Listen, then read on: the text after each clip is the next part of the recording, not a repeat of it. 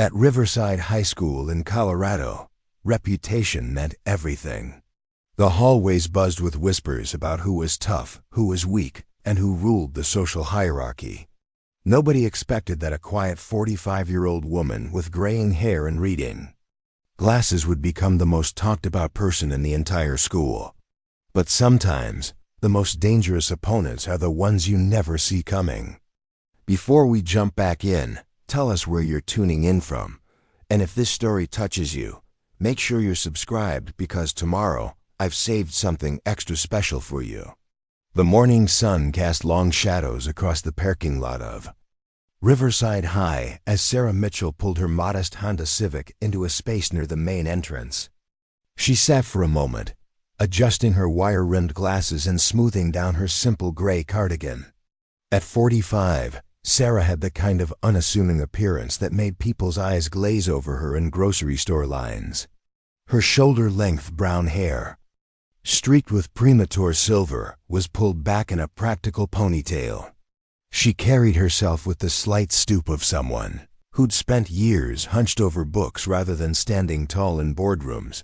Principal Davidson had been up front during their phone interview 3 weeks earlier.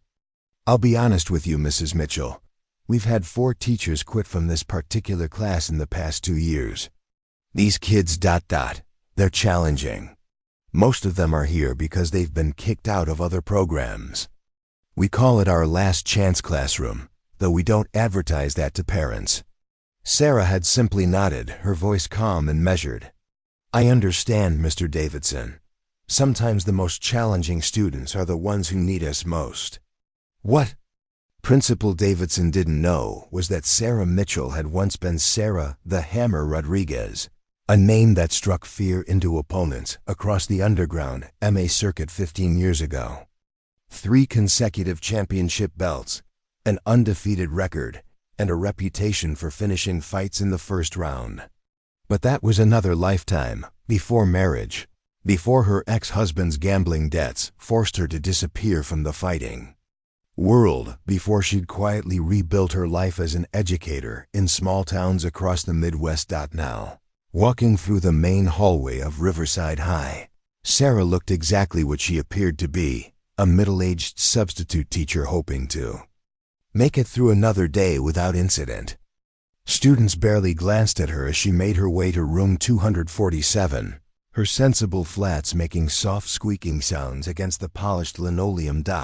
The classroom door stood slightly ajar, and even from the hallway, Sarah could hear the chaos within.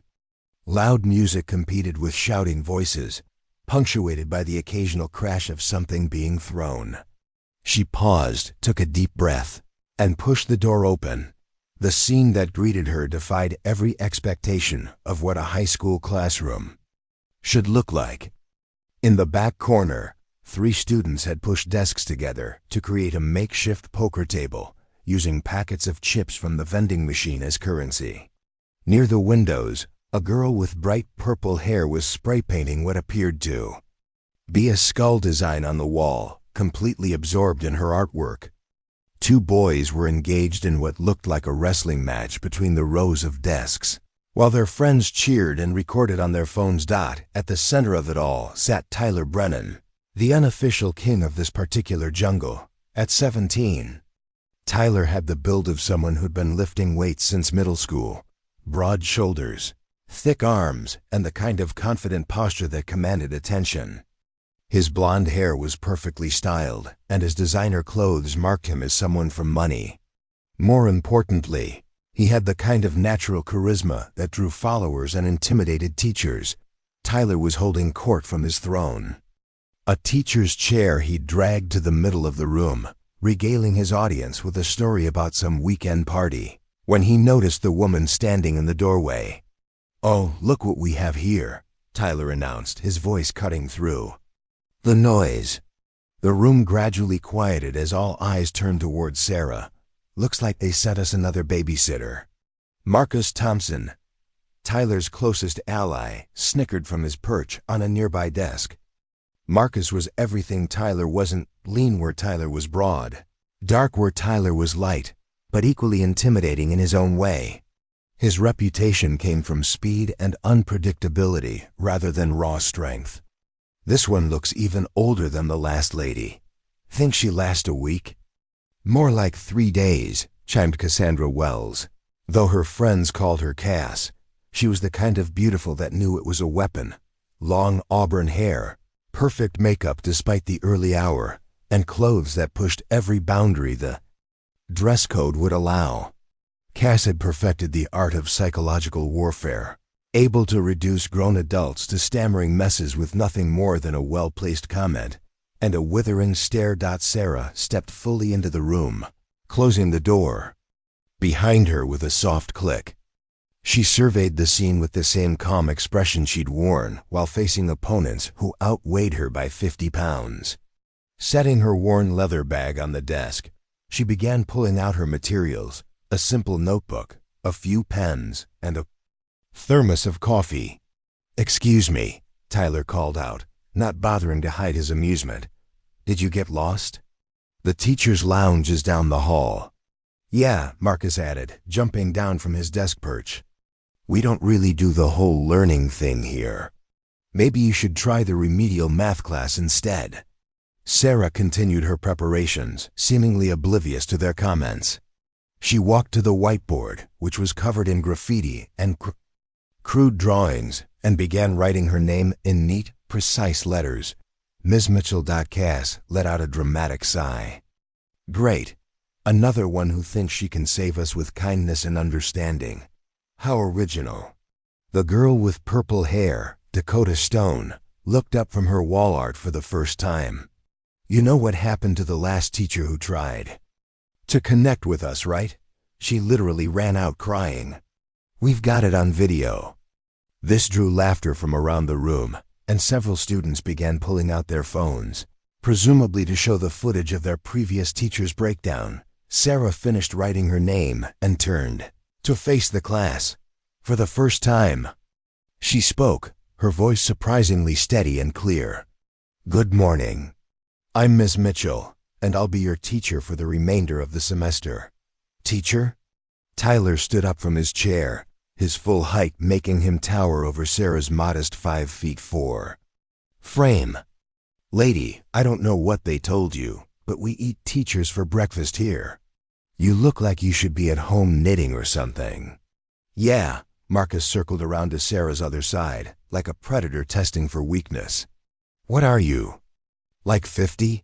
When's the last time you were in a real classroom? We're not going to sit here and listen to some old lady lecture us about life." The poker game in the back had stopped, and even the boy who'd been sleeping under a pile of jackets had woken up to watch the show. This was always the best part, seeing how long it would take to break the new teacher. Sarah nodded thoughtfully, as if considering their words. "You're right about one thing. I am older than your previous teachers. I've been teaching for over 20 years. 20 years of boring kids to death," Cass muttered, loud enough for everyone to hear.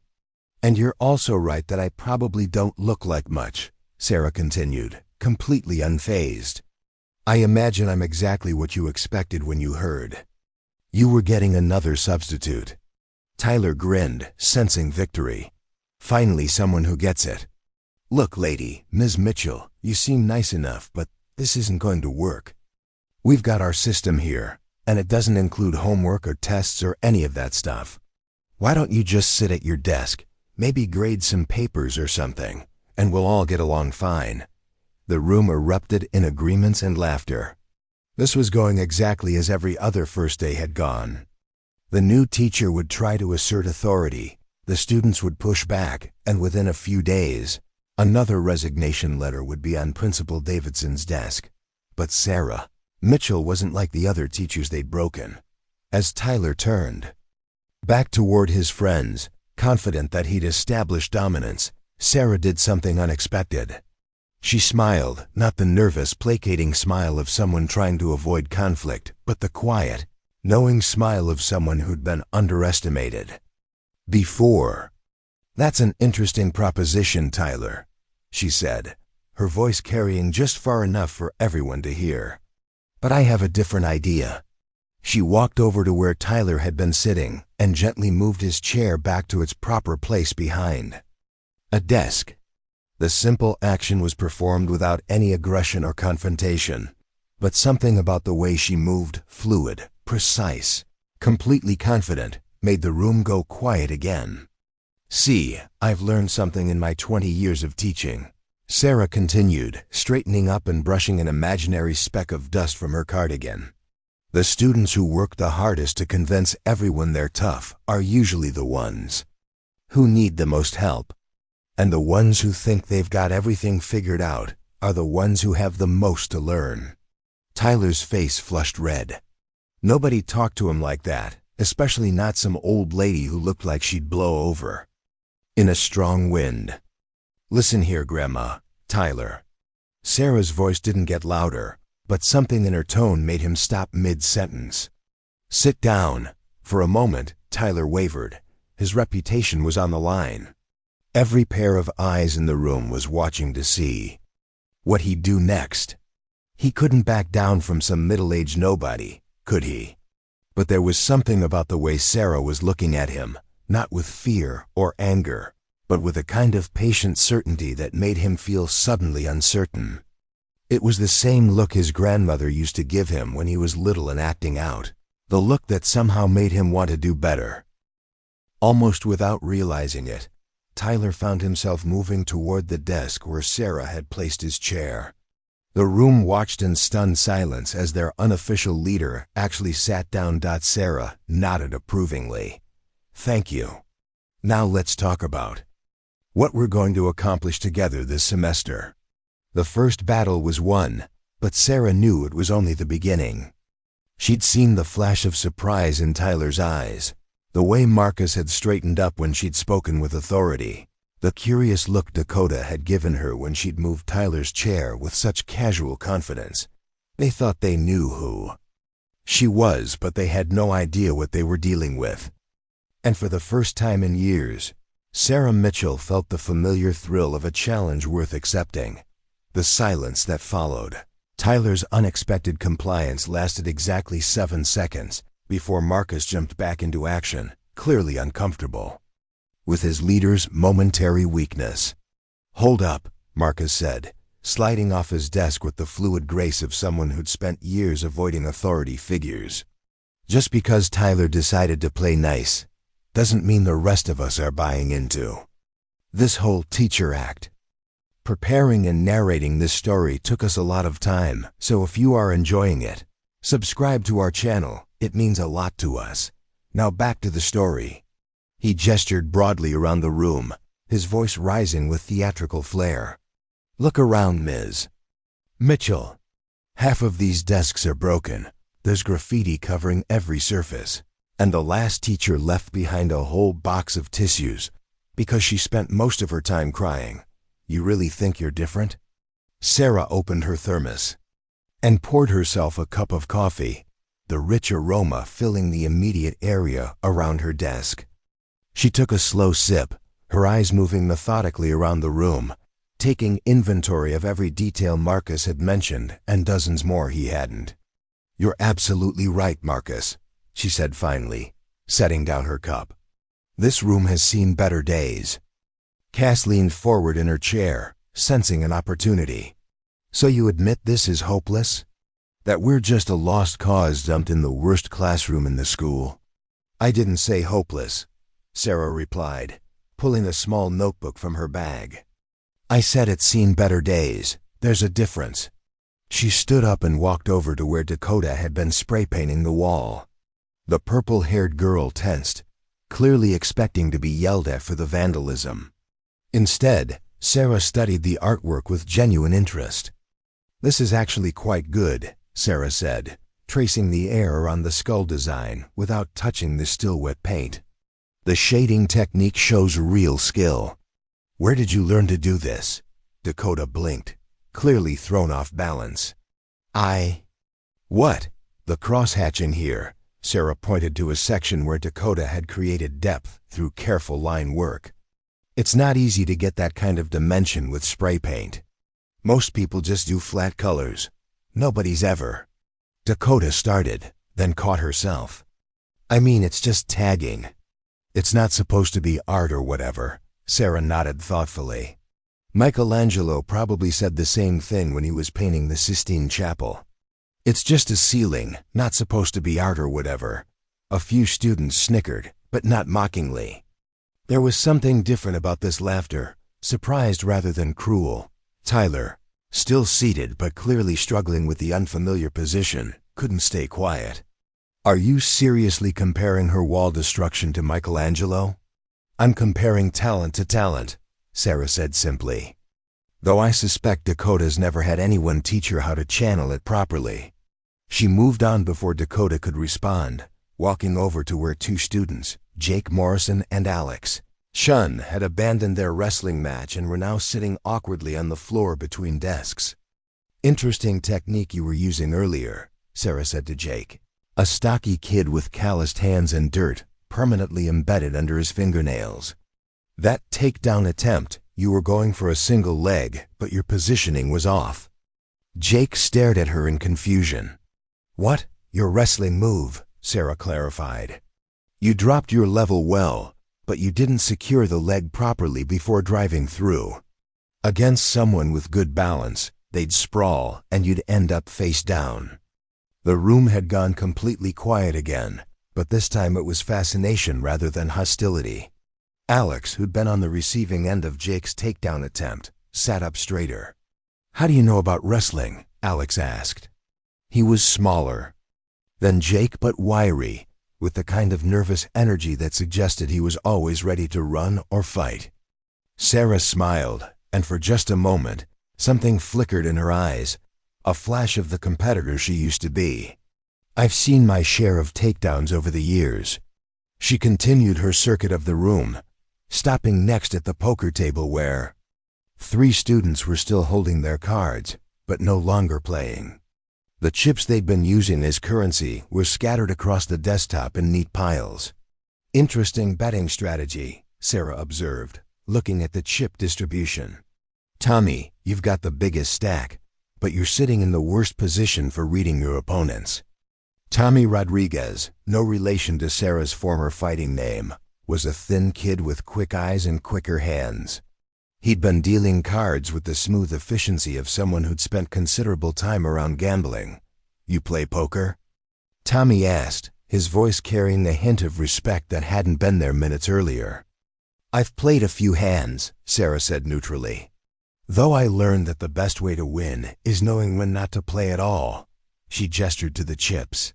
For instance, using snack food as currency might seem harmless, but it's still teaching. The same patterns that get people in trouble with real money.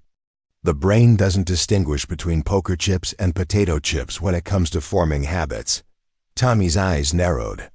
You saying we're going to become gamblers? I'm saying you're already showing the signs of strategic thinking that could be useful in a lot of different areas. The question is whether you want to develop those skills or just use them to win each other's lunch money. Before anyone could respond, Sarah had moved on to the corner where Kevin Walsh sat alone, earbuds in, staring at his phone screen with the intense focus of someone completely absorbed in whatever he was watching. She approached quietly and waited. After a moment, Kevin sensed her presence and looked up, yanking out one earbud with obvious irritation. What? He demanded. What are you watching? Sarah asked, genuinely curious. Kevin hesitated, clearly expecting to be told to put the phone away. It's a documentary thing, about sharks. Which species? Again, Kevin looked confused by the unexpected question. Great whites mostly, but there's some stuff about hammerheads too. Sarah nodded approvingly. Fascinating creatures. Most people don't realize that great whites are actually quite social. They have complex hierarchies and communication systems. Really? Despite himself, Kevin was interested. I thought they were just mindless killing machines. That's what makes them so dangerous, Sarah said. They're not mindless at all. They're incredibly intelligent predators who understand pack dynamics and strategic hunting. She paused, letting that sink in before adding, a lot like teenagers actually. This drew genuine laughter from several students, including Kevin himself. By now, Sarah had made her way around most of the room, and something had fundamentally shifted. The students were still wary, still testing boundaries, but the outright hostility had been replaced by curiosity. She'd done something none of their previous teachers had managed. She'd seen them as individuals rather than problems to be solved. Tyler, however, wasn't ready to surrender his position so easily. He stood up from his desk, his chair scraping loudly against the floor. "Okay, that's enough," he announced, his voice carrying the authority he was used to wielding. "I don't know what kind of game you're playing, Ms. Mitchell, but we're not falling for it." He crossed his arms, his muscles visibly flexing under his tight t-shirt. At 17, Tyler was already bigger than most grown men, and he'd learned to use his physical presence as effectively as his social influence. "See, here's the thing," Tyler continued, taking a step closer to Sarah's position near Kevin's desk. "Every teacher who comes in here tries the same thing. First they try to be our friend, act like they understand us, pretend like they care. Then, when that doesn't work, they go crying to Davidson about how we're impossible to teach." Sarah stayed exactly where she was, not backing down but not advancing either. "And what happens after they go to the principal?" "They quit," Marcus chimed in, moving to flank Tyler. "Every single time. Sometimes they don't even finish the week. And then we get a few days of peace before they send in the next victim," Cass added with a satisfied smile. Sarah nodded slowly, as if considering their words. "So you've got it all figured out. You've created a system that guarantees you'll never have to deal with a real teacher for more than a few days at a time." "Exactly," Tyler said, clearly pleased that she understood. "And in the meantime," Sarah continued, "you get to spend your days doing whatever you want. No homework, no tests, no pressure to actually learn anything." "Now you're getting it," Tyler confirmed. Sarah took a sip of her coffee, seemingly unbothered by the united front forming against her. "There's just one problem with your system." "What's that?" Tyler asked, though his tone suggested he didn't really want to know. Sarah set down her coffee cup and looked directly at him. "It's making you weaker." The words hit the room like a physical blow. Tyler's face went red, and several students shifted uncomfortably in their seats. "What did you just say?" Tyler's voice was dangerously quiet. Sarah's expression remained calm, but something in her posture had changed, subtle but unmistakable. She seemed more centered, more balanced, like a spring coiled and ready to release. "You heard me correctly," she said. "Every day you spend avoiding challenges is a day you're not growing stronger. Every teacher you intimidate into quitting is an opportunity you've thrown away to test yourself against something real." She paused, letting her words sink in before delivering the final blow to Tyler's ego. "Right now, you're the biggest fish in the smallest pond. But what happens when you leave this classroom? What happens when you face someone who won't be intimidated by your reputation or your size?" Tyler's hands clenched into fists. "You don't know anything about me." "I know you're scared," Sarah said simply. The room erupted. Tyler lunged forward, his face twisted with rage, but Sarah had already moved. Not away from him, but to the side, a fluid step that put her at an angle where Tyler's momentum carried him past her. She didn't touch him, didn't trip him, just wasn't where he expected her to be. Tyler stumbled, caught himself, and spun around, confusion mixing with his anger. "How did you—" But Sarah was already back to her original position, coffee cup in hand, looking as if nothing had happened. "Like I said," she continued conversationally, "it's all about knowing when not to engage." The bell rang, signaling the end of the first period, but nobody moved. The entire room was staring at Sarah with new eyes, trying to process what they'd just witnessed. Tyler Brennan, the undisputed king of room 247, had just been made to look foolish by a middle-aged woman who'd barely moved. More importantly, she'd done it without humiliating him, without making a scene, without even raising her voice. For the first time since elementary school, Tyler didn't know what to do next. That evening, Sarah sat in her small apartment, surrounded by manila folders and her laptop screen glowing with student records. The coffee shop below her unit had closed hours ago, leaving the building in comfortable silence. She'd learned long ago that understanding your opponent was half the battle. Whether in the cage or the classroom, Tyler Brennan's file was thick with incident reports. Suspended for fighting in 10th grade. Caught vandalizing school property twice. Multiple warnings for intimidating younger students. But buried beneath the disciplinary actions, Sarah found something interesting. Tyler had been on the honor roll 3 years running in middle school. His standardized test scores suggested intelligence well above average. The decline had started freshman year, coinciding with his parents' messy divorce. A quick search through public records revealed more. Tyler's father, Michael Brennan, was a prominent real estate developer who'd built half the luxury developments around Riverside. His mother, Patricia, was a former beauty queen turned interior designer. Their divorce had been front-page news. In the local paper, accusations of infidelity, battles over assets, custody fights that dragged on for months. The most recent entry in Tyler's file was telling. Students seem to equate academic success with weakness. Appears to be deliberately underperforming to maintain social status among peers. Sarah made a note in her notebook, afraid that being smart makes him like his father, successful, but ultimately a failure as a person. Marcus Thompson's file told a different story. Unlike Tyler, Marcus came from the other side of town entirely. His address put him in the Riverside Gardens housing complex, a cluster of low-income apartments that the school board had been trying to redistrict out of their catchment area for years. Marcus lived with his grandmother, Dolores Thompson, who worked 3 jobs to keep them afloat. His mother was listed as whereabouts unknown, and his father had never been in the picture. The behavioral reports painted Marcus as Tyler's enforcer, but his academic records showed something else entirely.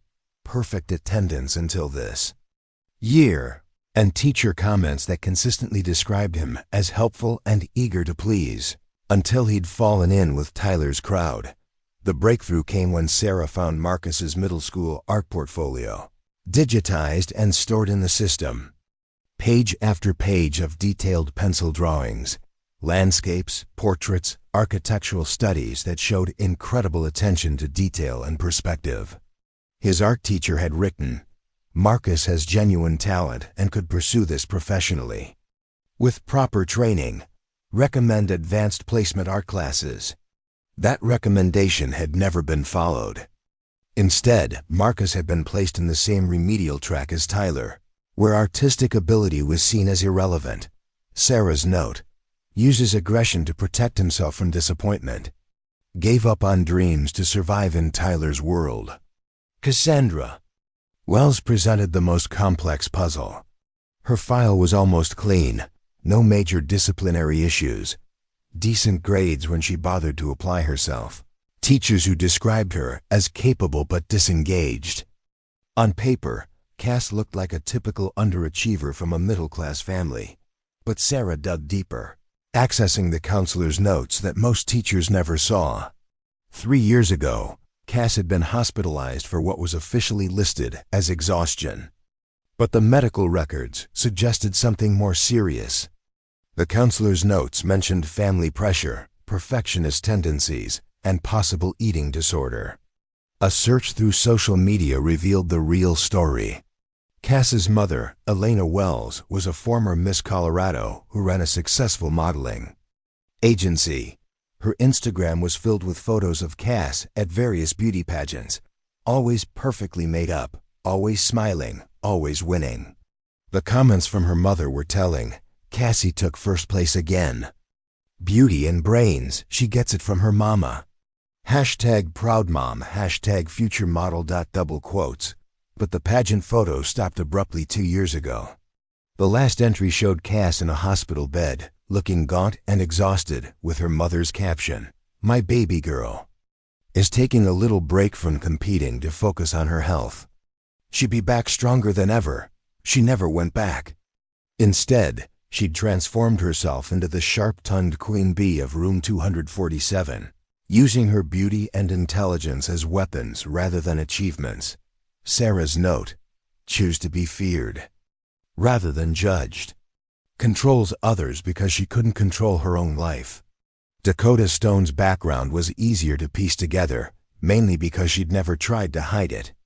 Her file was full of artistic achievements alongside disciplinary problems.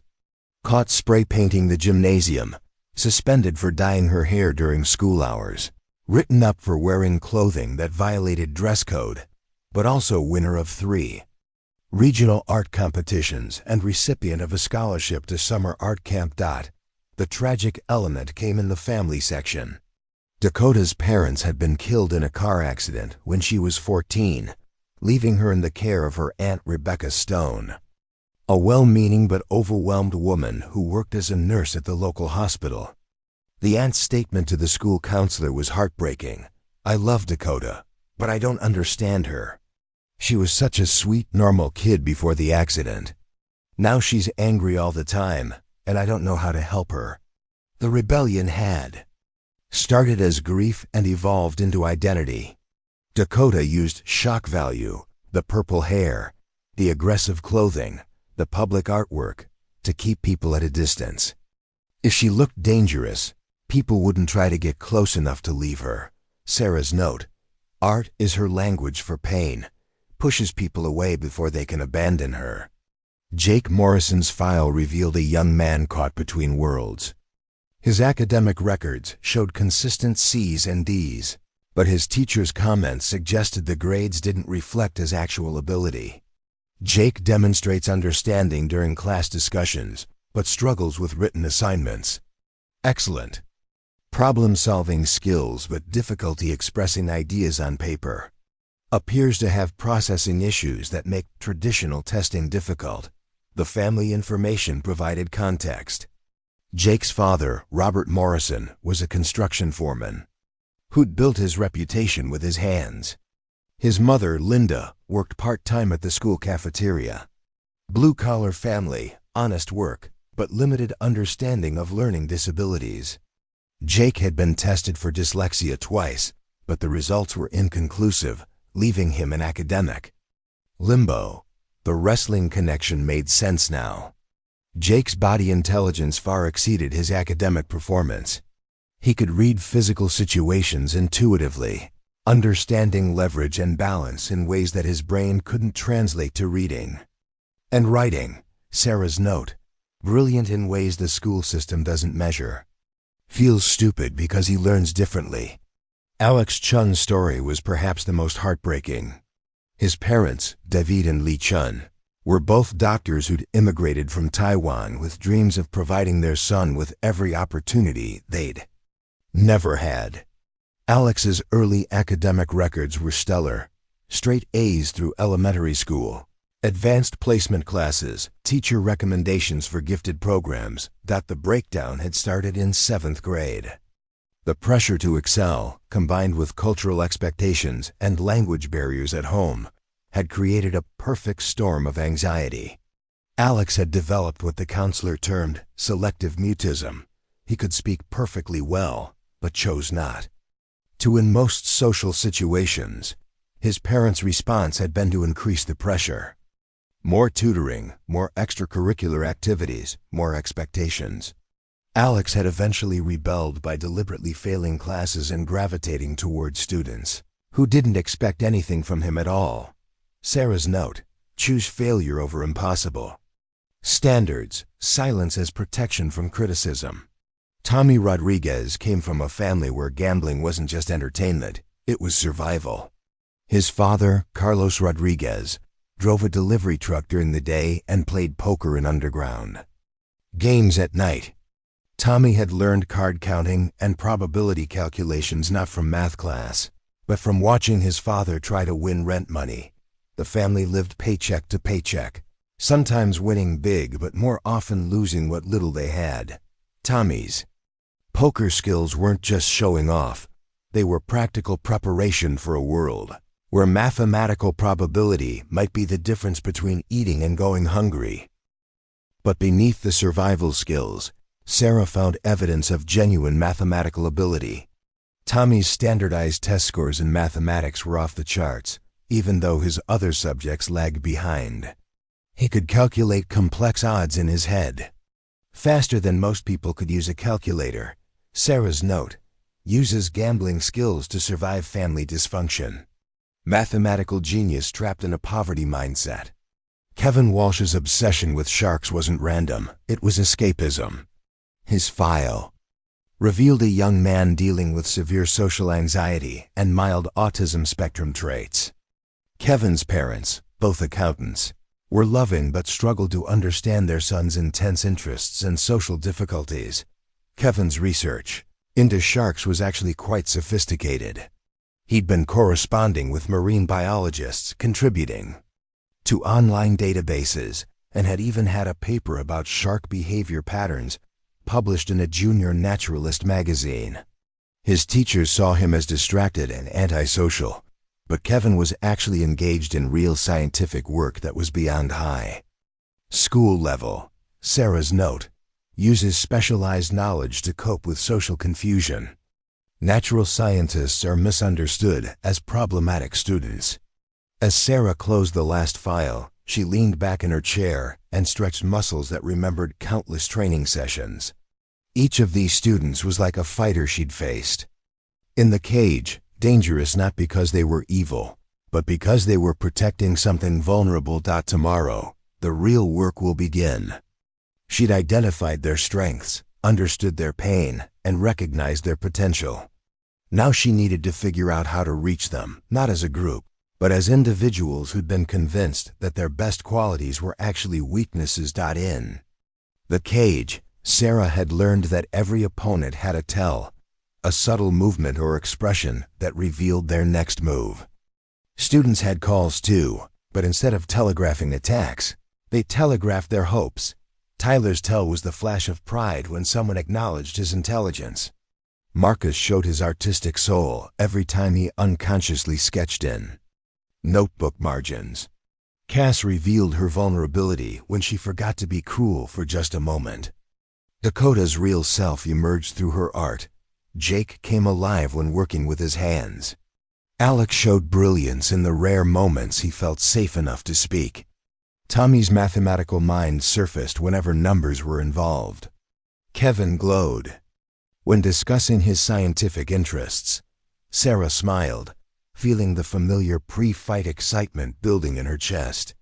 She'd spent years learning how to break down opponents, but now she was going to use those same skills to build students up. The fight of her life was about to begin.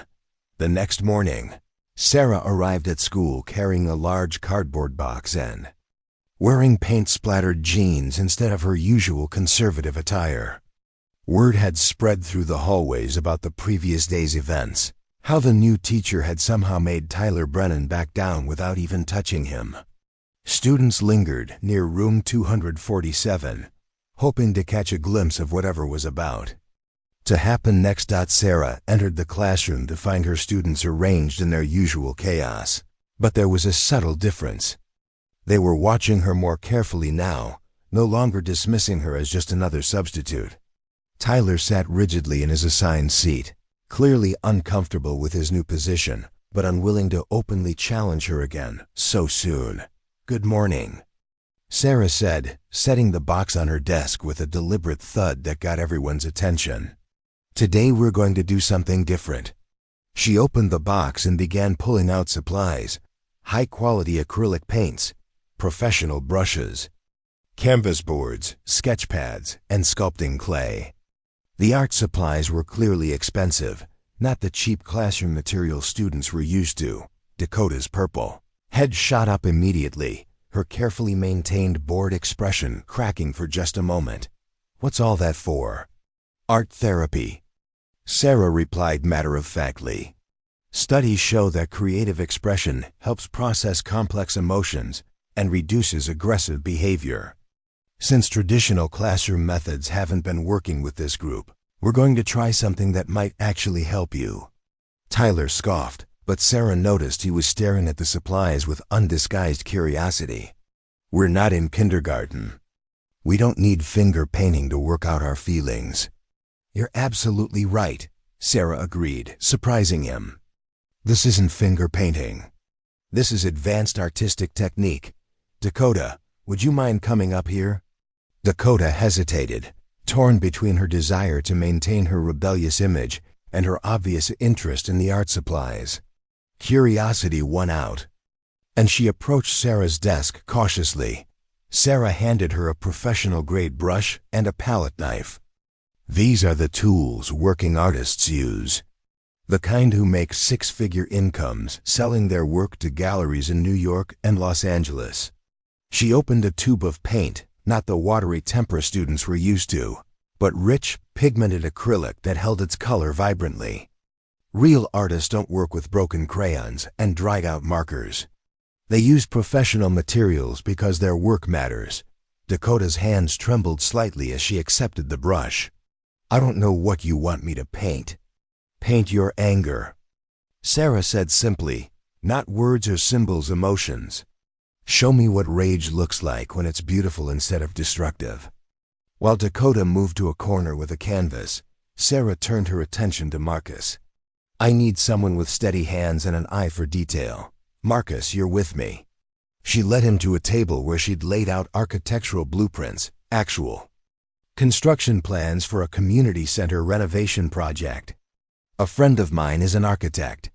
She needs someone to create a 3D model of this design, but it requires precision and artistic skill. Think you can handle it? Marcus stared at the blueprints, his finger tracing the detailed measurements and specifications. This is ... This is real? Like someone's actually building this? Community center downtown. They're renovating it for at-risk youth programs. The city council needs to see a model before they approve the final funding. Sarah handed him a set of precision tools and modeling materials. Your work could literally help kids who need a safe place to go after school. For the first time since Sarah had met him, Marcus smiled, not his usual cocky smirk, but a genuine expression of excitement and pride. Next, Sarah approached Tommy, who was pretending to read a textbook, but was actually calculating poker odds on a piece of scrap paper. Tommy, I need your mathematical skills for something. She handed him a tablet loaded with financial planning software. This program helps people budget their money and plan for major purchases. But it's not user-friendly for people who aren't good with math. I need someone to figure out how to explain compound interest and investment strategies in terms that regular people can understand. Tommy's eyes widened as he scrolled through the complex financial calculations. You want me to teach math? I want you to use your natural ability with numbers to help people make better financial decisions. Channel that strategic thinking into something that builds wealth instead of risking it. Meanwhile, Jake was fidgeting at his desk, clearly struggling with a reading assignment. Sarah knelt beside him, speaking quietly so the others wouldn't overhear. Jake, I'm going to ask you to do something that might seem strange. I want you to build me a bookshelf. She gestured to a pile of wooden boards, screws, and tools she'd brought in the box. But here's the twist, you have to follow written instructions. If you get stuck reading something, you ask Alex to help you. And if Alex gets overwhelmed by the social interaction, you help him stay calm. Jake looked confused. Why would Alex help me read? Because Alex is brilliant with language, but he struggles with people. You're brilliant with building things, but you struggle with reading. You need each other. Sarah moved to Alex's desk, where he was hunched over a notebook, writing what appeared to be complex mathematical formulas in tiny, precise handwriting. Alex, she said gently, I have a project that requires your analytical skills. She showed him a scientific journal article about learning disabilities and spatial intelligence. I need someone to read this research and explain it in simple terms. The findings could help teachers understand students like Jake better. Would you be willing to research this and present your findings to the class? Alex looked up, his usually anxious expression replaced by genuine interest. You want me to do research? Real research? The kind of research that could change how schools teach students with different learning styles. Your analysis could help other kids who feel like they don't fit traditional academic models. Kevin was sitting alone, as usual, earbuds in and phone out. Sarah approached him with a stack of marine biology textbooks and a laptop. Kevin, I need someone to fact-check something for me.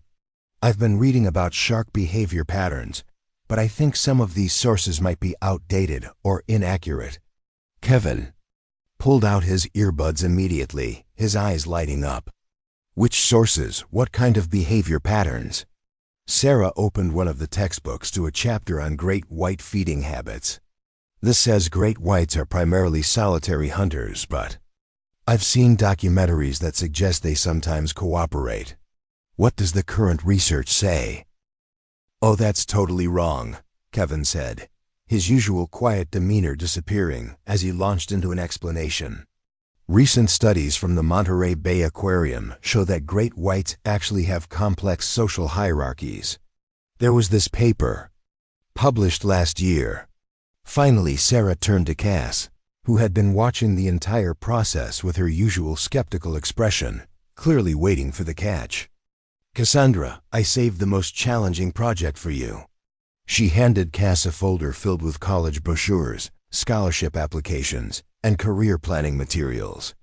I need someone to create a presentation about post-graduation options for students who feel like they don't fit traditional paths. Someone who understands what it's like to feel trapped by other people's expectations. Cass's perfectly maintained facade cracked slightly. Why me? Because you understand masks better than anyone else in this room. You know what it's like too. Pretend to be someone you're not, because it's easier than dealing with people's judgment. These students need someone who can show them that there are multiple ways to be successful without conforming to everyone else's definition. She leaned closer, lowering her voice. And because I think you're tired of being the mean girl. I think you want to help people instead of hurting them, but you've forgotten how. For a long moment, Cass just stared at the materials.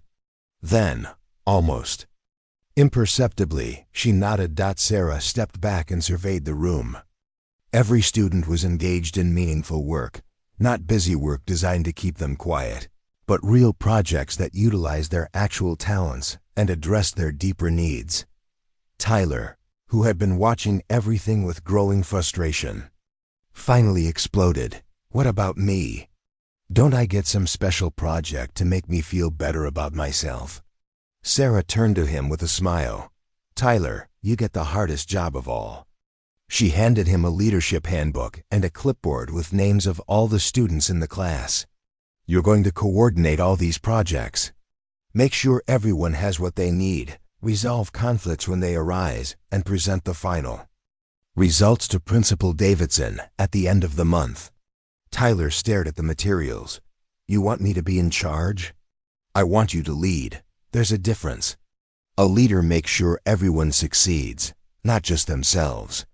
A leader uses their strength to protect people, not intimidate them. A leader earns respect through their actions, not their reputation. She paused, meeting his eyes directly. Your father might have been successful in business, but he failed. As a leader in his own family, you get to choose whether you repeat his mistakes or learn from them. Tyler's face went through a range of emotions, anger, confusion, and finally, something that looked like hope. As the students settled into their work, Sarah noticed something remarkable happening. The usual social barriers were dissolving. Dakota was showing Marcus some advanced shading techniques for his architectural model.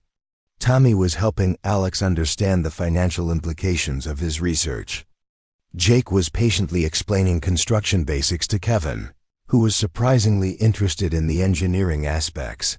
Even Cass was quietly observing the others, taking notes for her presentation that went beyond the surface-level observations she usually made. For the first time in months, Room 247 was actually functioning as a classroom. But more than that, it was functioning as a community, a group of individuals who were learning to see past each other's defensive mechanisms to the potential underneath. Sarah sat at her desk, ostensibly grading papers, but actually watching her students discover parts of themselves they'd forgotten existed. This was what she'd missed most about fighting, not the violence, but the moment when someone realized they were capable of more than they'd ever imagined. The real transformation was just beginning, 3 weeks into Sarah's unconventional teaching methods. Room 247 had transformed from a war zone into something resembling an actual learning environment. Students arrived on time, collaborated on projects, and even asked questions about academic subjects. The change was so dramatic that other teachers began stopping by to witness what they assumed must be some kind of miracle. That's when Dr. Victoria Hartwell arrived. Dr. Hartwell was the district's newly appointed Director of Academic Standards, a position created specifically to address what the school board termed problematic classrooms and ineffective teaching methods. With her perfectly pressed navy suit, clipboard perpetually in hand, and a kind of smile that never reached her eyes, she represented everything the education bureaucracy valued: standardization, measurable outcomes, and absolute conformity to approved curricula. She appeared in Sarah's doorway on a Tuesday morning, flanked by 2 assistant administrators and carrying a thick folder labeled Classroom Assessment Protocol. The students, who had been enthusiastically working on their various projects, fell silent as the intimidating trio entered their space. "Ms. Mitchell," Dr. Hartwell announced, her voice carrying the authority of someone accustomed to immediate compliance. "I'm Dr. Hartwell, Director of Academic Standards. We need to discuss some concerns about your creative approach to education." Sarah looked up from where she'd been helping Tommy explain compound interest calculations to a group of genuinely interested students. "Of course, Dr. Hartwell. How can I help you?" "For starters, you can explain why your students aren't following the approved curriculum." Dr. Hartwell gestured dismissively at Dakota's latest painting, which depicted a powerful wave crashing against rocks. Beautiful, emotional, and completely outside any standard art curriculum. "This class is supposed to be remedial English and basic mathematics, not art therapy." Tyler, who had been coordinating a discussion between Marcus and Alex about incorporating mathematical principles into architectural design, stood up defensively. "She's teaching us more than any other teacher ever has." Dr. Hartwell's cold gaze fixed on Tyler. "Mr. Brennan, isn't it? According to your file, you've been a disciplinary problem for 3 years. I hardly think you're qualified to evaluate teaching effectiveness." The room tensed.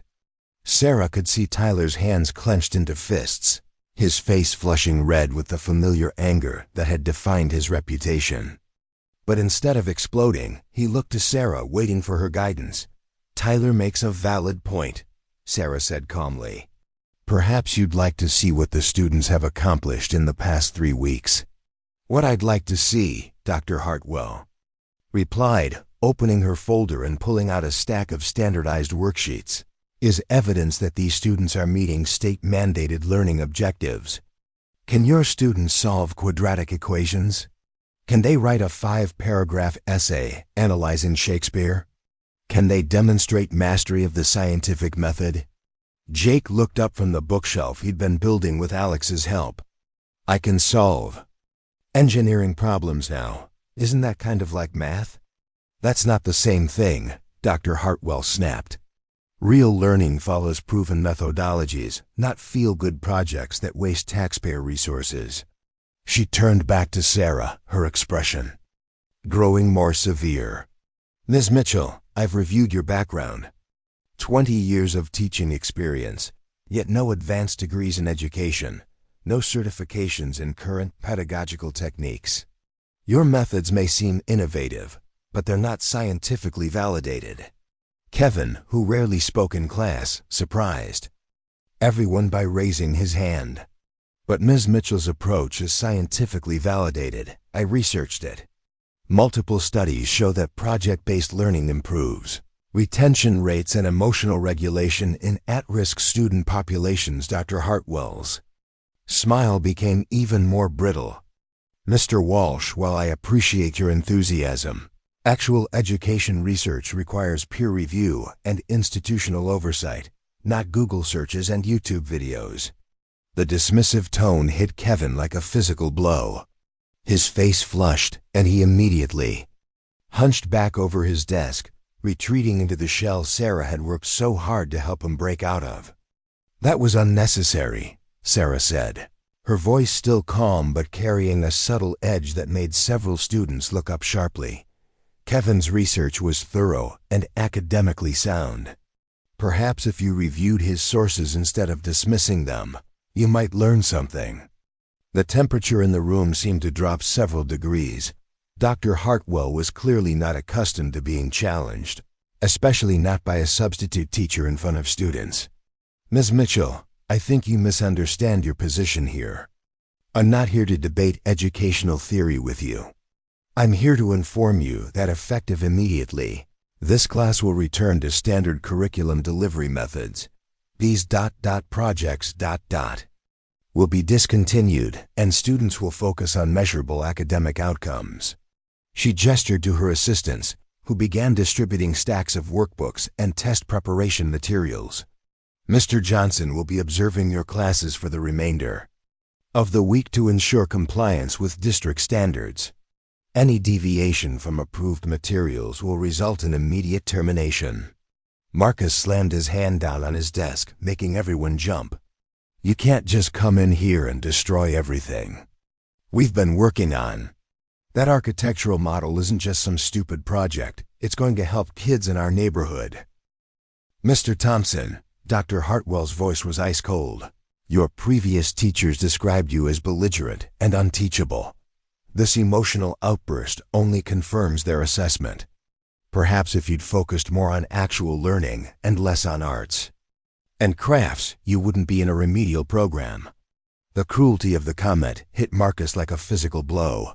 Sarah watched as 3 weeks of carefully rebuilt confidence crumbled in his eyes. The young man who had been proudly explaining architectural principles to his classmates just moments earlier was once again the defensive, angry kid who believed he was worthless. Cass, who had been quietly taking notes for her presentation on alternative educational paths, slowly closed her notebook. "So that's it? We go back to being told we're failures every day? Ms. Wells, failure is what brought you to this classroom in the first place. The goal is to provide you with basic skills so you can function in society, not to indulge fantasies about being special or talented."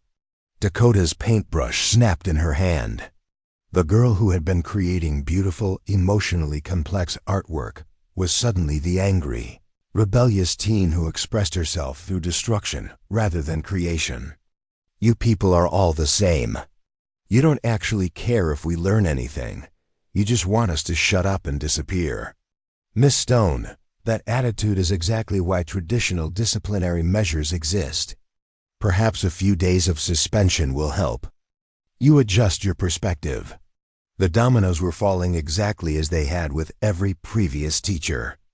The students were retreating behind their defensive walls, their newfound confidence shattered by someone who saw them only as problems to be managed, rather than people with potential to be developed.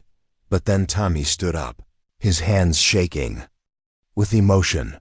"You want to see measurable outcomes? Fine. 3 weeks ago, I was using my math skills to help my dad gamble away our rent money. Now I'm teaching other kids how to build wealth instead of losing it. Which outcome matters more?" Before Dr. Hartwell could respond, Alex surprised everyone by speaking up, his voice quiet but clear.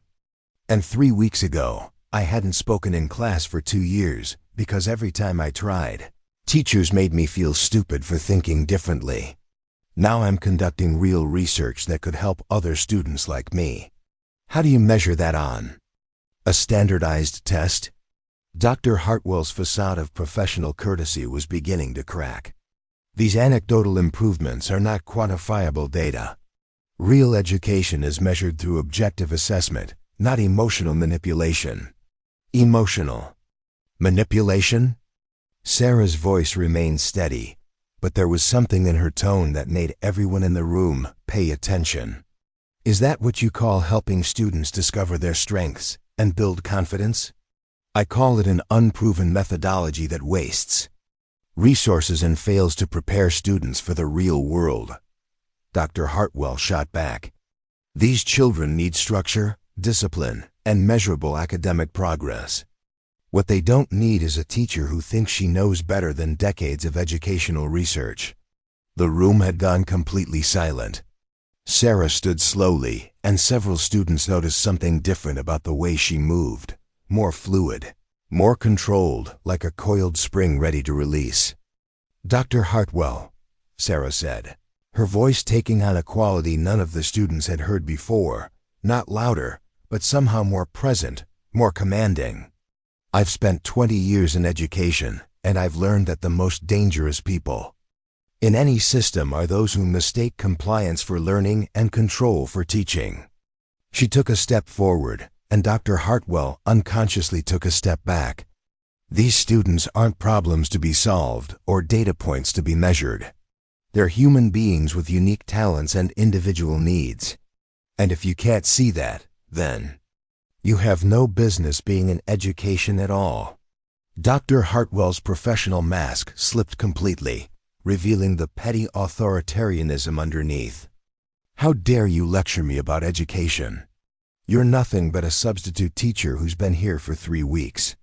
I have a doctorate in educational administration and 15 years of experience in curriculum development.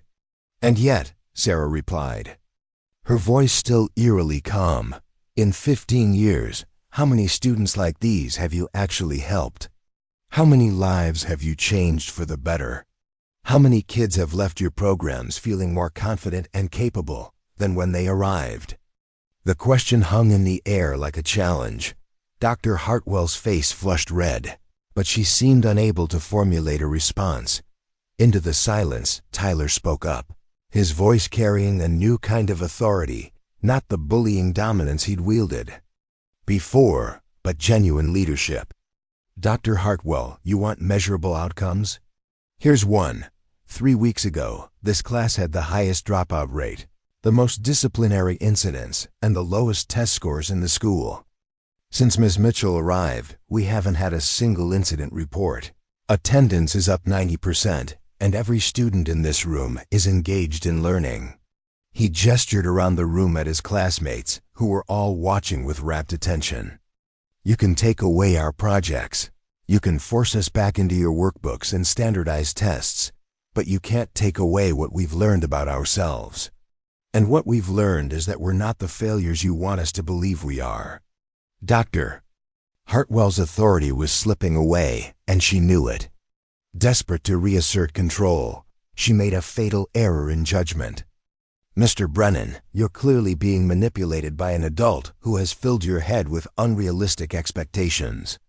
But let me give you a reality check. Students like you don't become leaders, you become statistics. And teachers like Ms. Mitchell, who refuse to follow proper protocols, don't last long in this district. She turned to Sarah with a triumphant expression. Ms. Mitchell, consider this your formal notice. You have until Friday to comply with standard curriculum requirements, or you'll be removed from this position. And I'll make sure that your teaching license is reviewed for violations of professional conduct. The threat hung in the air like a gauntlet thrown down.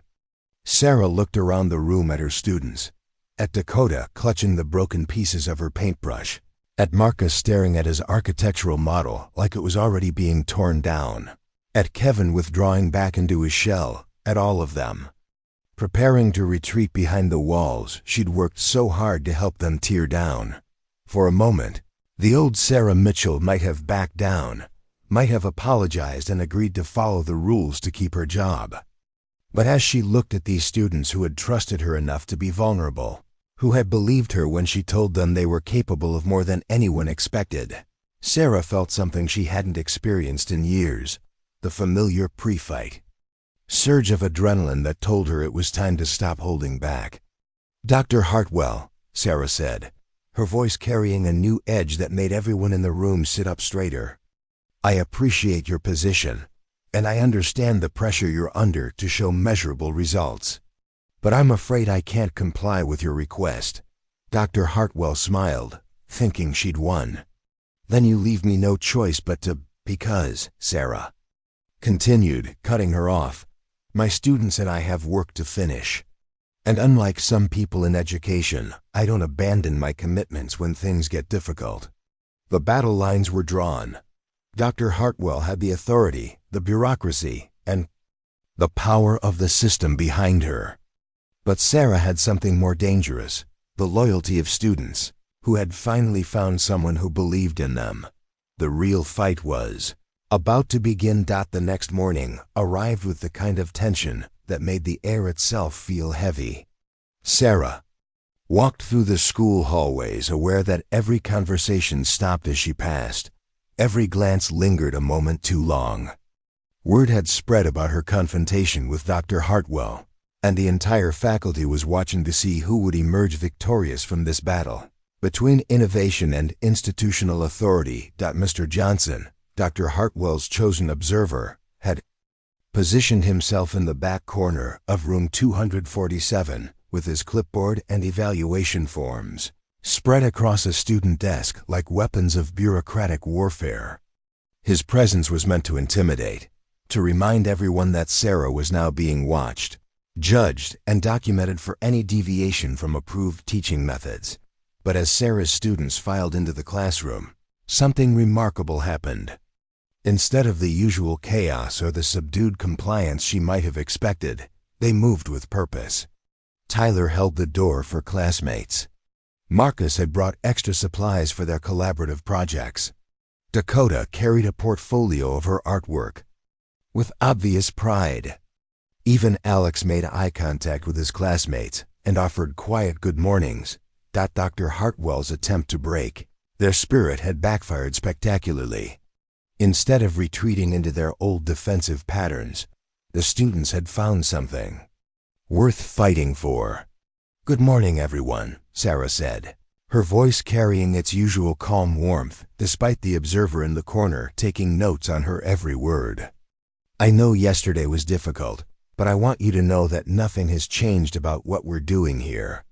Mr. Johnson cleared his throat pointedly. "Ms. Mitchell, Dr. Hartwell was very clear about the curriculum requirements for this class. I have the approved materials right here." He gestured to a stack of workbooks that looked as lifeless and uninspiring as education could possibly be. Generic worksheets, multiple-choice tests, and repetitive drills designed to prepare students for standardized assessments rather than actual learning. Sarah nodded politely. "Of course, Mr. Johnson, and we'll certainly incorporate those materials. But first, I'd like to show you what real learning looks like." She turned to her students, and something in her posture shifted, subtle but unmistakable.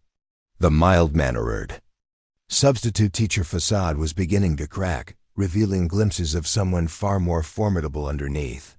"Tommy, would you please explain to Mr. Johnson what you've learned about compound interest?" Tommy stood up, his usual nervous energy replaced by genuine confidence. "Compound interest is when you earn money not just on your original investment, but on all the money you've already earned. It's like mathematical momentum. The longer you wait, the faster your money grows." He walked to the whiteboard and began writing equations with the fluid confidence of someone who truly understood the concepts rather than just memorizing formulas. But here's the thing most people don't get. Compound interest works against you too. If you're paying credit card debt or gambling losses, every day you wait makes your hole deeper. Mr. Johnson looked confused. That's actually quite sophisticated financial literacy. But it's not in the approved math curriculum for remedial students. Because the approved curriculum assumes these students are incapable of sophisticated thinking, Sarah replied, her voice carrying an edge that made several students look up sharply. "Alex, would you share your research findings?" Alex stood, clutching a thick folder of notes and printouts. For someone who had barely spoken in class for 2 years, his transformation was nothing short of miraculous. I researched learning disabilities and spatial intelligence, he began, his voice growing stronger as he spoke. Current educational models are based on outdated assumptions about how intelligence works. Students like Jake aren't less intelligent, they process information differently. But instead of adapting teaching methods to different learning styles, schools just label these students as problems. He opened his folder and pulled out a graph. I analyzed test scores and found that students with high spatial intelligence actually perform better on complex problem-solving tasks than traditional academic achievers, but only when they're allowed to approach problems through hands-on learning. Mr. Johnson was scribbling furiously on his clipboard. This is graduate-level educational research. How is a remedial student? There's no such thing as a remedial student, Tyler interrupted, standing up with the natural authority he'd developed over the past weeks.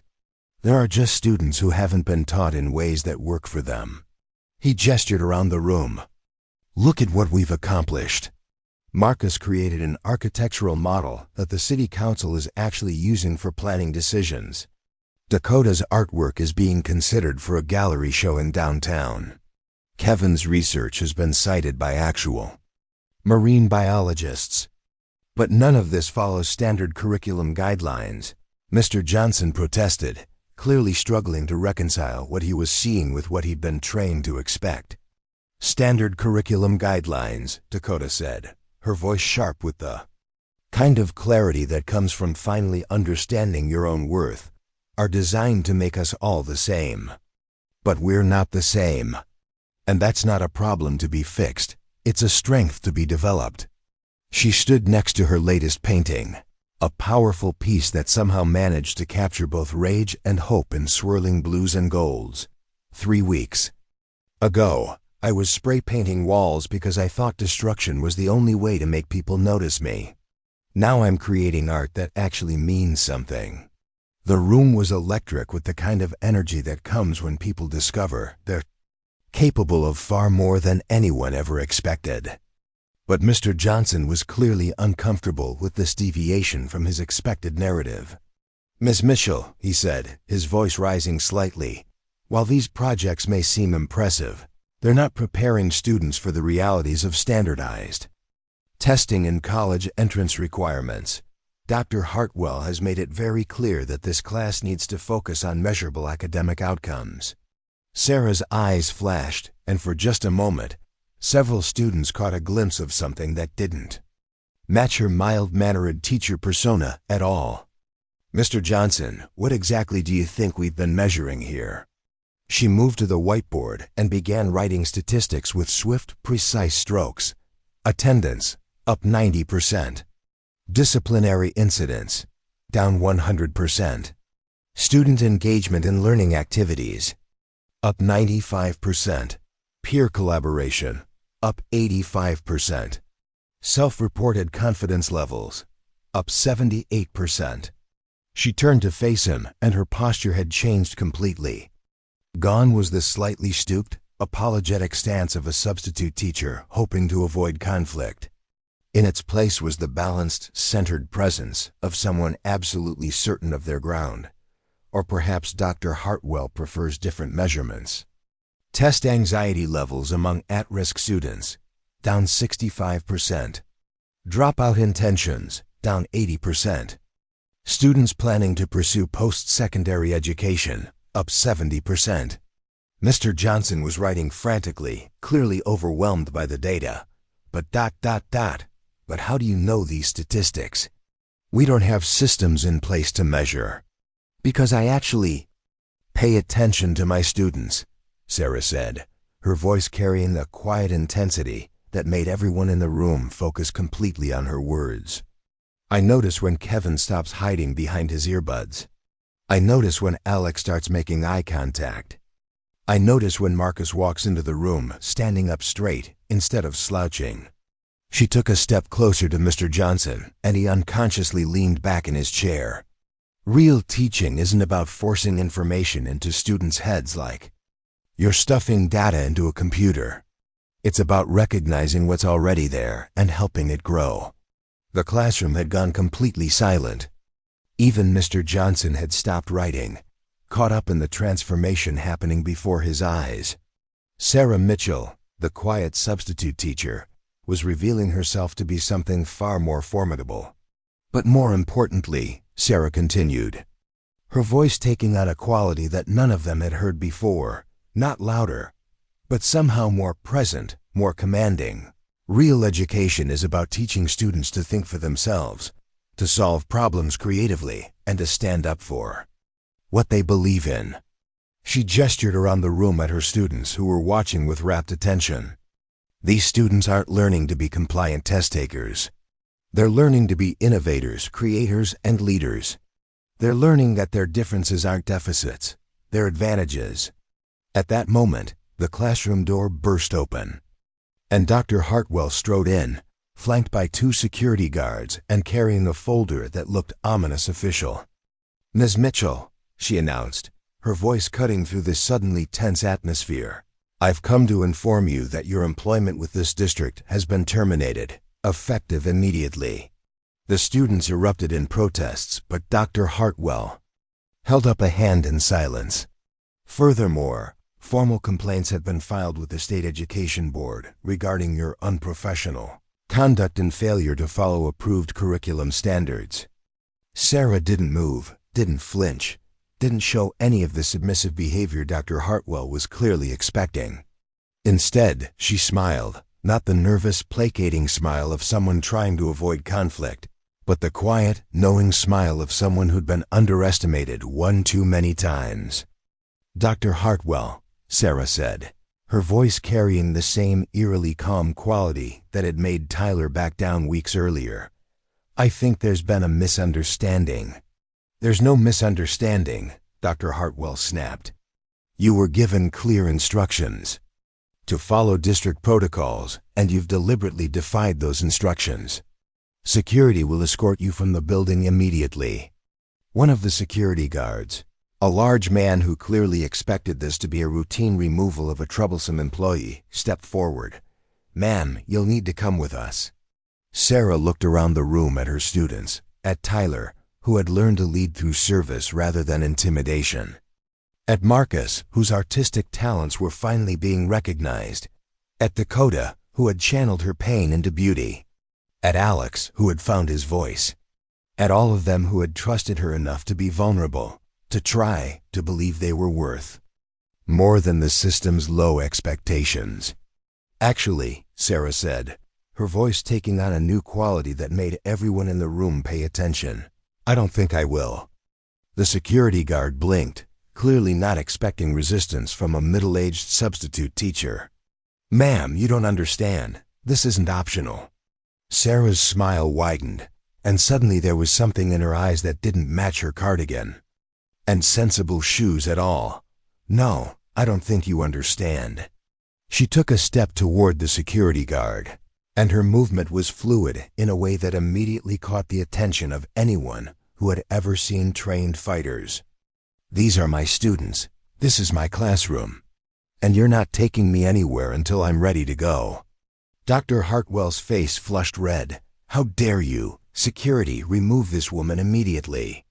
The first security guard reached for Sarah's arm, clearly expecting the easy compliance he was used to from intimidated teachers. What happened next would be talked about in Riverside High's hallways for years to come. Sarah moved like water, like lightning, like something that shouldn't have been possible for someone in reading glasses and a cardigan. The security guard's hand never made contact with her arm. Instead, he found himself off balance, stumbling forward as Sarah seemed to simply not be where he expected her to be. The second guard moved in, and Sarah's response was swift and precise. Not violent, not aggressive, but absolutely controlled. Within seconds, both security guards were on the floor, looking confused and slightly embarrassed, while Sarah stood exactly where she'd been before, not even breathing hard. The room was dead silent. Dr. Hartwell's mouth was hanging open. Mr. Johnson had dropped his clipboard. Every student was staring at their mild-mannered teacher with expressions of shocked amazement. As I was saying, Sarah continued conversationally, as if nothing unusual had just occurred, I think there's been a misunderstanding about who exactly you're dealing with. She looked directly at Dr. Hartwell, and for the first time, her voice carried the unmistakable authority of someone who had never lost a fight. You see, Dr. Hartwell, you've been operating under the assumption that I'm just another teacher you can bully into submission, but I'm not. She took another step forward, and Dr. Hartwell unconsciously backed toward the door. I'm someone who spent 15 years learning that the most dangerous opponents are the ones who look harmless. I'm someone who knows the difference between real strength and empty intimidation. Her eyes swept the room, taking in every shocked face, every dropped jaw, every expression of dawning understanding. And I'm someone who has never, ever backed down from a fight when something important was at stake. Tyler was the first to find his voice, and when he spoke, it was with the kind of awe usually reserved for witnessing miracles. Miss Mitchell, who are you? Sarah looked at her students, these remarkable young people who had trusted her, who had worked so hard to become more than anyone expected, who were now seeing their quiet teacher in an entirely new light.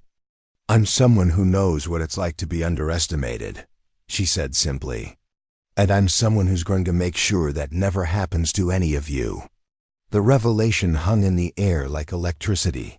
Sarah Mitchell, the substitute teacher, who had seemed so ordinary, so forgettable, had just revealed herself to be something extraordinary. And as her students processed this transformation, they began to understand that their faith in her had been more well-placed than they could possibly have imagined. The ultimate test had begun, and it was clear that Dr. Hartwell had severely underestimated her opponent. The silence that followed Sarah's effortless takedown of 2 security guards stretched for what felt like an eternity. Dr. Hartwell stood frozen in the doorway, her carefully constructed authority crumbling as she tried to process what she just witnessed. The security guards were slowly picking themselves up off the floor, their professional pride as wounded as their bodies. But it was Tyler who broke the silence, his voice filled with a mixture of awe and recognition. I know who you are, he whispered, his eyes wide with sudden understanding. You're Sarah, the Hammer Rodriguez. The name hit the room like a physical blow. Several students gasped audibly. Marcus dropped the architectural tool he'd been holding. Even Mr. Johnson, who had been frantically scribbling notes throughout the entire confrontation, stopped writing and stared. Sarah looked at Tyler with genuine surprise. How could you possibly know that name? Tyler's face was flushed with excitement and disbelief. My Uncle Rick was a fight promoter in Vegas 15 years ago. He used to show me videos of underground circuit fighters. You were undefeated for 3 straight years. 37 wins, 34 knockouts, 0 losses. They called you the Hammer because you ended fights so fast people barely had time to blink. He gestured excitedly, his usual swagger replaced by genuine admiration. There's this legendary video of you fighting Diana Iron Fist Thompson. She was 6 inches taller and had 20 pounds on you, but you took her down in 47 seconds with a combination so fast the cameras could barely track it. Sarah's expression softened slightly, a mixture of pride and sadness crossing her features. That was a long time ago, Tyler. Different life, different person. Different person? Dakota stood up, her purple hair catching the light as she shook her head in amazement. You're the same person who's been teaching us that we're stronger than we know. You just proved it by being exactly what you've been telling us to be. Dr. Hartwell, who had been listening to this exchange with a growing alarm, finally found her voice. This is exactly why you're unfit to teach. You're a violent criminal who's been deceiving this school about your background. The accusation hung in the air, and for a moment, doubt flickered across several students' faces. They looked at Sarah, waiting for her response. Sarah's smile was sad but understanding. "Dr. Hartwell, you're right about one thing. I wasn't completely honest about my background. But you're wrong about everything else." She moved to her desk and opened the bottom drawer, pulling out a folder that none of the students had ever seen before. Inside were newspaper clippings, magazine articles, and official documents. 15 years ago, I was Sarah Rodriguez, professional mixed martial arts fighter. I fought legally in sanctioned events, paid taxes on my winnings, and never had so much as a parking ticket. I wasn't a criminal, I was an athlete. She held up one of the newspaper clippings, a photo of her holding 3 championship belts with a headline that read, "Local fighter donates winnings to Children's Hospital." I used my prize money to fund educational programs for at-risk youth. I spent my off-seasons volunteering at community centers, teaching self-defense to women who'd been victims of domestic violence, and mentoring kids who reminded me of myself at that age. Alex raised his hand tentatively. "What happened? Why did you stop fighting?" Sarah's expression grew more serious. "I married someone who had very different ideas about how my success should be used. My ex-husband saw my winnings as his opportunity to live a lifestyle he couldn't afford. When I refused to let him gamble away money that was meant for charitable programs, he started making threats." She paused, clearly struggling with painful memories. "He had connections to some very unsavory people in the gambling world. They made it clear that if I continued fighting and earning money they couldn't control, there would be consequences. Not just for me, but for the kids I was working with." Tommy's face went pale. "You gave up everything to protect other people?" "I disappeared from the fighting world and started over as Sarah Mitchell. Took my mother's maiden name, moved to small towns where nobody would recognize me, and became the most invisible person I could be." Sarah's voice was steady, but her students could hear the cost of that decision. "I traded my identity for the safety of kids who needed help." Kevin, who had been unusually quiet throughout the entire confrontation, suddenly spoke up. "But you never stopped fighting, did you? You just found a different kind of opponent." Sarah looked at him with genuine surprise and pride. "What do you mean, Kevin? Systems that write kids off as failures. Teachers who give up on students. Administrators who think compliance is more important than learning." Kevin's voice grew stronger as he spoke. "You've been fighting for us from the moment you walked into this room." The truth of his words settled over the classroom like a revelation. Sarah hadn't stopped being a fighter, she just found opponents worth defeating and people worth protecting. Dr. Hartwell, however, was not ready to concede defeat. "This is all very touching, but it doesn't change the fact that you violated district policies, failed to follow approved curriculum, and physically assaulted security personnel." She gestured to the 2 guards who were still looking embarrassed about being handled so easily by a middle-aged woman in a cardigan. "I'm calling the police and having you arrested for assault." "Actually," a new voice said from the doorway, "I don't think you'll be doing that." Everyone turned to see Principal Davidson entering the room, followed by 3 people in business suits who clearly weren't school officials. Behind them came someone unexpected, a news reporter with a camera crew. "Dr. Hartwell, Principal Davidson," said, his voice carrying an authority that made even the district administrator stand up straighter. "I need you to step outside immediately. These gentlemen are from the State Education Board, and they have some questions about your recent performance evaluations." One of the suited men stepped forward, pulling out an official-looking badge.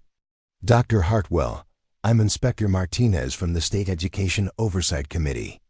We've received multiple complaints about your aggressive implementation of standardized protocols and the resulting negative impact on student outcomes."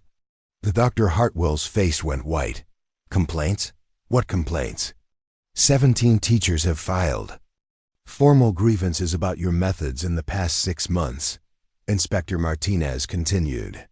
4 schools in your district have seen significant increases in dropout rates since your appointment. And most relevantly, we've been monitoring the remarkable turnaround in room 247. He gestured to Sarah and her students. Ms. Mitchell's methods have produced measurable improvements in every metric we actually care about: student engagement, academic progress, emotional development, and preparation for post-secondary success. The news reporter stepped forward, her cameraman focusing on the scene.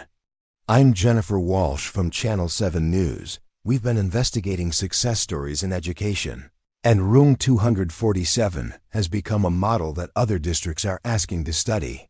She turned to the students. Would you be willing to share what you've learned here? Tyler stepped forward without hesitation, his natural leadership qualities now channeled in a completely different direction than they had been weeks earlier. 3 weeks ago, this was the worst classroom in the school. We were all labeled as problems, failures, kids who couldn't be taught. He gestured around the room at the evidence of their work: Marcus's architectural model, Dakota's artwork, Tommy's financial planning materials, Alex's research, Kevin's scientific documentation. Ms. Mitchell didn't try to fix us because she never saw us as broken.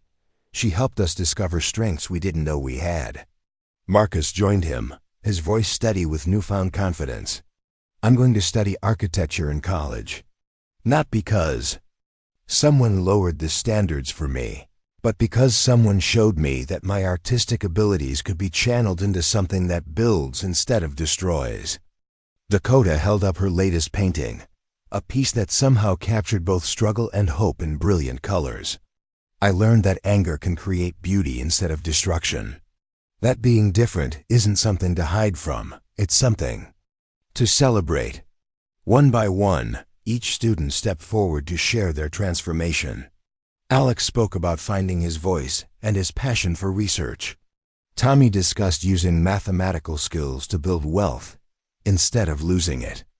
Kevin explained how his specialized knowledge was actually valuable to the scientific community. Jake, who had struggled most with traditional academics, demonstrated the complex engineering principles he'd learned through hands-on construction projects. Ms. Mitchell taught me that there are different kinds of intelligence, and mine is just as valid as anyone else's.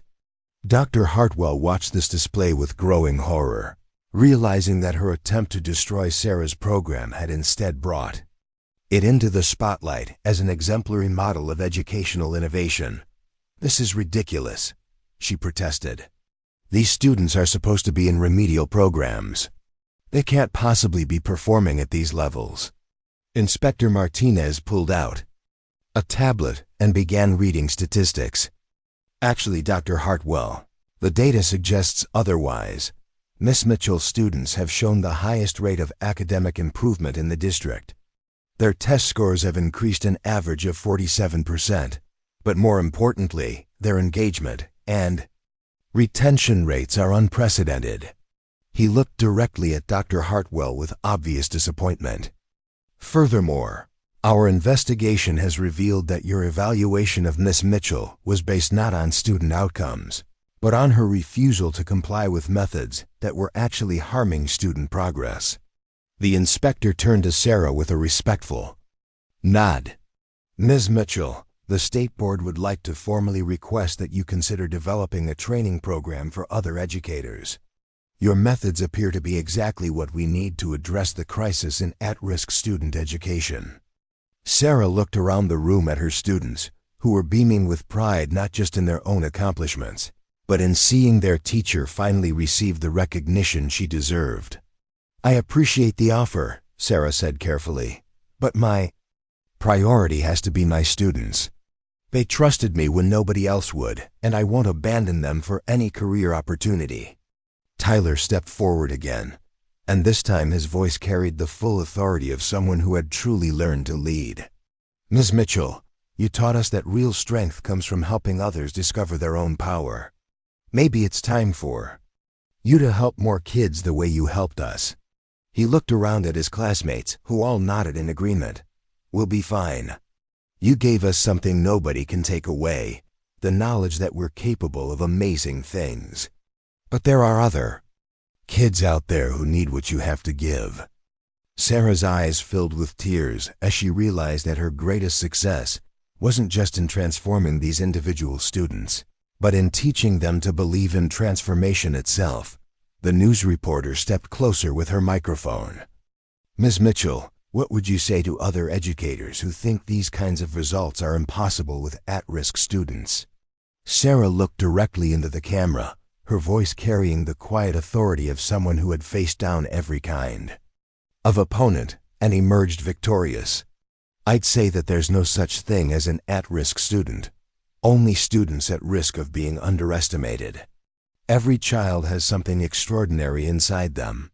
Our job isn't to fix them or control them or make them all the same. Our job is to help them discover their own unique strengths and teach them how to use those strengths to build the lives they want.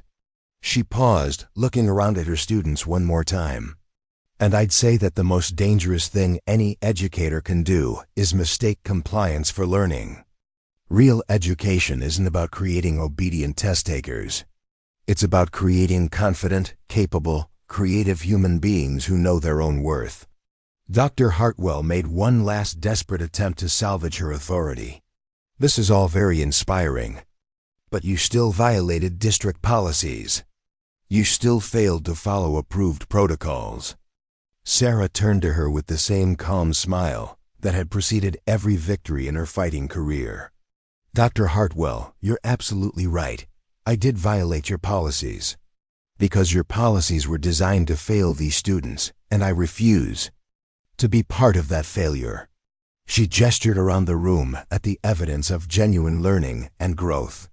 You can write me up, you can try to have me fired, you can even try to have me arrested. But you can't undo what these students have accomplished, and you can't take away what they've learned about themselves. Inspector Martinez cleared his throat. Actually, Dr. Hartwell, given the success of Miss Mitchell's methods and the complaints we've received about your oversight, it's your position that's under review, not hers. The final blow landed with devastating precision. Dr. Hartwell's bureaucratic empire was crumbling around her, defeated not by violence or intimidation, but by the simple power of students who had learned to believe in themselves. As the state officials escorted Dr. Hartwell from the room, the news crew continued filming the remarkable scene in room 247. Students working collaboratively on meaningful projects, a teacher who had sacrificed everything to help them succeed, and the undeniable evidence that education could be transformative when it recognized and developed individual strengths, rather than trying to force everyone into the same mold. 6 months later, Sarah stood in front of a packed auditorium at the State Education Conference, sharing her methods with hundreds of teachers from across the country. In the front row sat 8 familiar faces, her original students, now thriving in their various pursuits, but still connected to the teacher who had seen their potential when nobody else would. Tyler was student body president at his new school, using his leadership abilities to advocate for educational reforms. Marcus had been accepted to a prestigious architecture program with a full scholarship. Dakota's artwork was featured in galleries, and she was teaching art therapy to other at-risk youth. Alex was conducting research that was being published in academic journals. Tommy was tutoring other students in mathematics while building his own financial planning business. Kevin was working with marine biologists and had been accepted to study oceanography.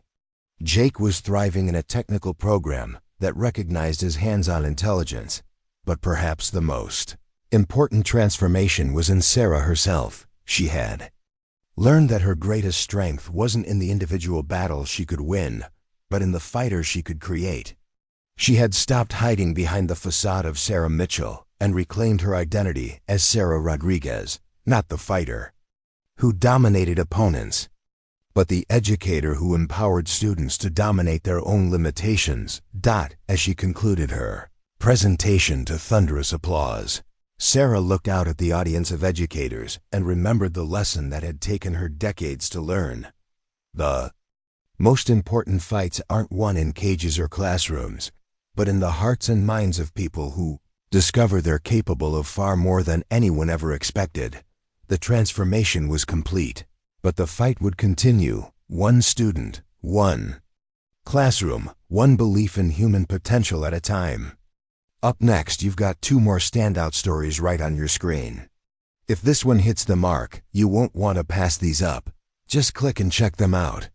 And don't forget to subscribe and turn on the notification bell so you don't miss any upload from us.